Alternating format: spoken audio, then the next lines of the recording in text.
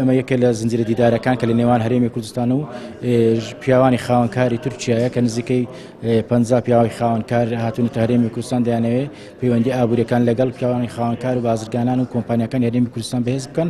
ئەمەش ئامانجی سەرەکی ژووری بازرگانیە کە دەیەوێت بەردەوام پەیوەندی بازرگانی نێوان بازرگانانی هەرێمی کوردستان و وڵاتانی دەوروبەر و جیهان بەهێز بکات. و دواتری دوای ئەم دیدارانەش کۆمەڵێک دیداری تریشمان هەیە وەکو دیداری پۆلۆنیا و چیکیەکان بەتەمان بێن و فەڕەنسیەکان بەتەمان لەگەڵ هەفتەی مانگیش بڕیارە شاندێکی بازرگانی وڵاتی یۆنان کە بۆ یەکەم جارە دێن دیداری بازرگانی ساز دەکەن لەگەڵ هەرێمی کوردستان. گرنگەکە لەوەیدایە کە ئەو بازرگانانی کە لە هەرێمی کوردستان مەشغوڵی کاری خۆیانن ناتوانن بەردەوام بچنە دەرەوەی وڵات و بە ئاسانی ئەو پیاوانی خاوەنکار لە وڵاتێک وەکو تورکیا کە نزیکەی 80 ملیۆن کەسە بدۆزنەوە.